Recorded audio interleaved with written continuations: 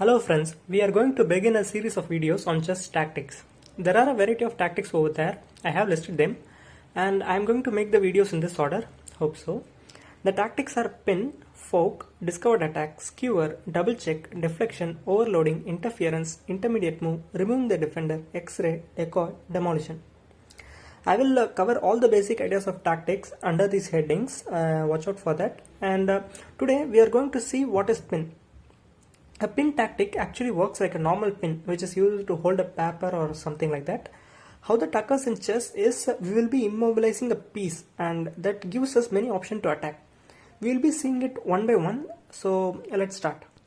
This was a pin which I was talking about. The white rook is pinning the black bishop towards the enemy king, and this is called as the absolute pin because the black bishop cannot really move. If it moves, then it's an illegal move because it will open up a check on the enemy king, and you should not do that in chess, right? Pin tactic works like this by immobilizing a piece and capturing it on the next move. Black usually tries to protect the piece which is pinned, but in this case the king cannot come two steps near right in one move, and the black bishop will be lost and white will be easily winning with this rook. This is absolute pin, and now we will see what is relative pin. First of all, you have to find where is the pin in this position. Here the pin is right on this diagonal. When we place our bishop on this diagonal, it will pin the knight to the enemy rook, and this is called as the relative pin because the knight can actually move in this kind of pin, but moving away the knight will lead to a loss of the rook, right? So no player will allow his rook to be lost instead of the knight. And what usually players does is when we place our bishop here, the black will try to protect this knight by somehow, but in this position it cannot be protected. The king is too far away and the rook cannot actually protect it, so the knight will be lost in the next move. And now we will see how to take advantage of the pieces that are pinned but actually protected.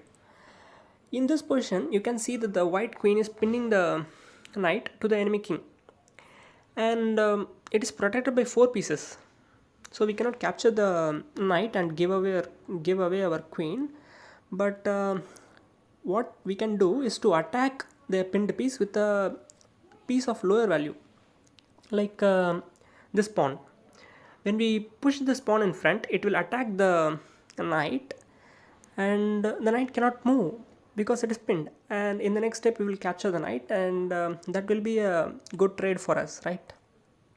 This is how you can take advantage of the pinned piece.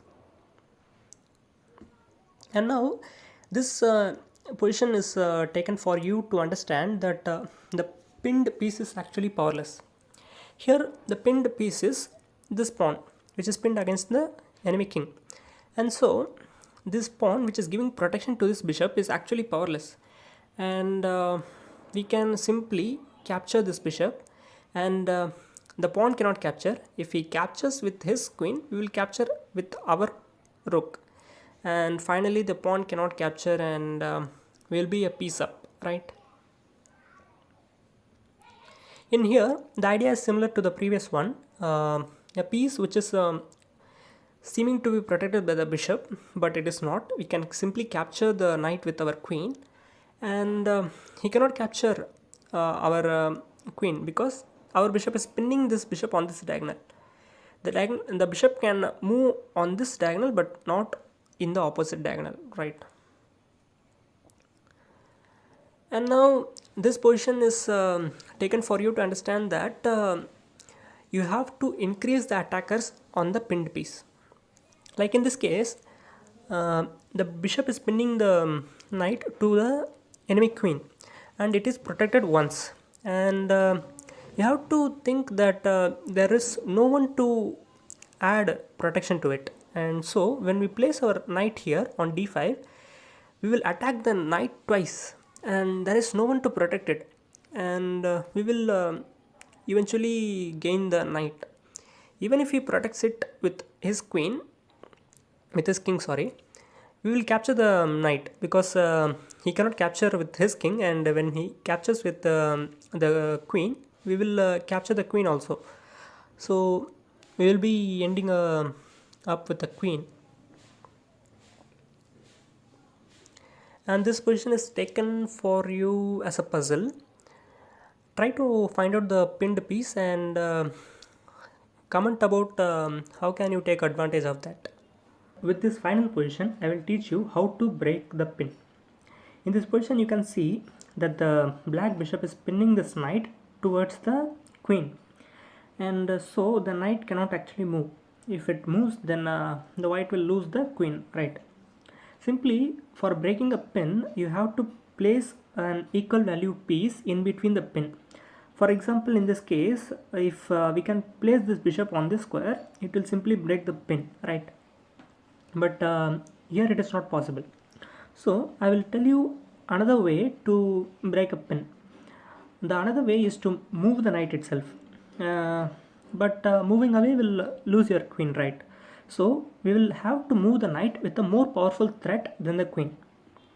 In this case, more powerful threat than queen is just a check to the king or the checkmate threat, right? I am looking for any checks in this position, and I found that there are not really any checks. So I have to look for any checkmate threats in this position, and in your games you have to find the checkmate threats. For this position, I will show you where is the checkmate threat really, and the checkmate threat starts with the move knight to e5. When this knight comes to e5, taking the pawn on e5, and it's actually threatening a checkmate. By the bishop can actually capture this pawn and deliver a check. The king has no squares, and this d7 square is also controlled by our knight itself. So that will be a checkmate. So that's the way we can move our knight to the square e5, and if he captures our queen, then we will just checkmate him. And if he doesn't capture our queen and captures the knight in here, then we can simply capture his bishop because it is unprotected on that square, right? So this is how you have to break the pin, and I think you would have learned about pin very much, and you would be confidently playing in your games. If you have any doubts, comment below, and don't forget to like the video and subscribe to our channel for more videos like this. Thank you.